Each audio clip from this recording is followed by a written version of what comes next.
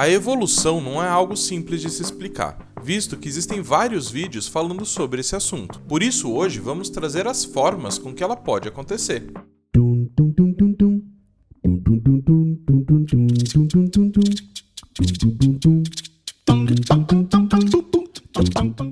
Bem-vindo, alunos e curiosos de plantão. Meu nome é Tarek e hoje vamos falar sobre os mecanismos evolutivos. Mas antes de começar o vídeo, um recadinho importante para vocês. Abrimos o Apoia-se aqui do canal. Nele você vai poder nos ajudar a manter o canal com a melhor qualidade possível, além de ter direito a uma série de benefícios como PowerPoints das aulas do canal, resumos, cronogramas de estudo e várias outras coisinhas que estarão listadas aqui na descrição do vídeo. Depois dá uma olhadinha e, se puder, nos apoie, é muito importante pra gente. Agora, sem mais enrolação, vamos pro vídeo. A geração de novas espécies é um processo chamado de especiação, e ela acontece de diversas formas, como comentamos no vídeo sobre isso. É importante que você tenha visto esse vídeo antes de ver esse aqui. Então hoje vamos falar sobre os mecanismos que essa evolução pode acontecer com mais detalhes. Em essência, podemos dizer que os mecanismos de evolução são as forças que alteram a composição genética de um grupo de organismos, criando assim combinações que serão passadas para frente através da hereditariedade. Talvez o mais famoso desses mecanismos seja a mutação, que você aprende no colégio quando está falando sobre a evolução das espécies. Esse mecanismo está associado às mudanças aleatórias no DNA, e a chave aqui é exatamente essa palavra, aleatória. As modificações do DNA, nesse caso, não tem muito sentido de melhorar a vida do portador, podendo melhorar, piorar ou até mesmo não fazer diferença nenhuma. Temos que destacar também que uma única mutação pode criar modificações significativas no indivíduo, mas em contrapartida, podem ser necessários acúmulos de mutações para que ocorra também uma mudança evolutiva. Você pode ter das duas formas. De maneira geral, quando ocorre uma mutação e esta beneficia de alguma forma a reprodução do organismo, ou cria mecanismos para ele se reproduzir com mais companheiros, essa mutação tende a ficar fixada na comunidade e se espalhar, criando um novo ramo de evolução para aquela espécie. No segundo caso de um mecanismo evolutivo, temos o fluxo gênico. Imagine que temos uma população de uma espécie isolada há bastante tempo de uma outra.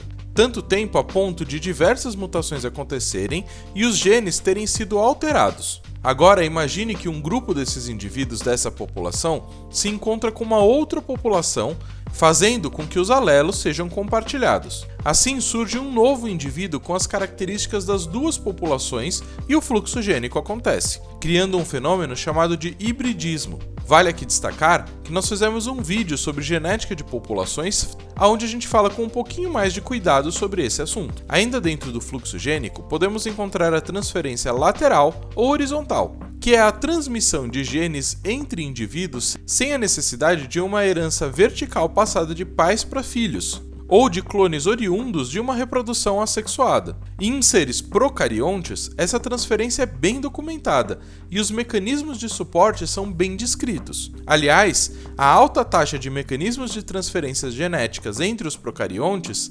relacionadas especialmente com resistências bacterianas, adaptações a novos ambientes e patogenicidade das bactérias. Na sequência, temos um outro mecanismo chamado de deriva genética, que pode alterar a proporção dos alelos de uma população. Ela pode ocorrer por acaso, de forma aleatória. Assim, como exemplo, temos uma população de lagartos que vivia embaixo de uma árvore isolada no meio da caatinga brasileira.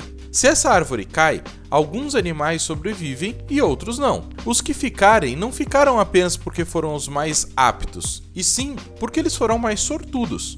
Há outras formas de deriva genética, mas todas elas pressupõem a variação de alelos na população e se dá ao acaso e não resultam em uma adaptação necessariamente. Para que a adaptação ocorra, os indivíduos portadores desses alelos variantes têm de ser com maior possibilidade de sobrevivência e maior sucesso evolutivo. E não é exatamente o que acontece. Um outro mecanismo são os acasalamentos não aleatórios, ou seja, todo organismo sexuado pode, ao realizar a cópula, gerar descendentes e escolher como que ele fará e com quem ele fará. Então, informações relevantes para os organismos podem ser escolhidas para se proliferar mais ou não. Por exemplo, Em um artigo da Nature, temos uma rã venenosa que tem uma coloração bastante diferenciada. Ela demonstrou que a interação das mães e dos filhotes influenciam o comportamento dos bebês. As fêmeas crescem preferindo se acasalar com os machos da mesma cor das mães, e os machos crescem sendo mais agressivos com seus rivais da mesma cor da mãe.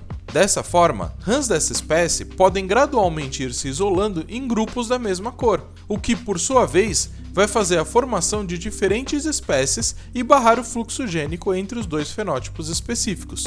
Aqui fica a sugestão de um vídeo explicando a seleção natural, que irá falar com um pouquinho mais de detalhes sobre todo esse assunto. Por fim, não podemos deixar de destacar outro conceito desenvolvido há pouco tempo chamado de epigenética. Nele, é indicado que as modificações dos organismos não são apenas determinadas pelo DNA, e sim por modificações na metilação desse DNA, modificando estruturas da sua cromatina e da seleção de RNA não codificante. Mas isso é bastante complexo, como sempre, e fizemos um vídeo explicando com mais detalhes sobre esse assunto.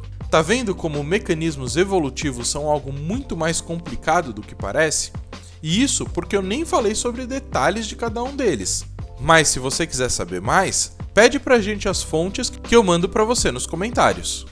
Eu espero que vocês tenham gostado do vídeo, não se esqueçam de curtir e compartilhar, e lembrem-se que toda semana temos um novo vídeo para você saber um pouco mais sobre a biologia. Então se inscreve no canal e ativa o sininho para sempre receber novas notificações. Muito obrigado!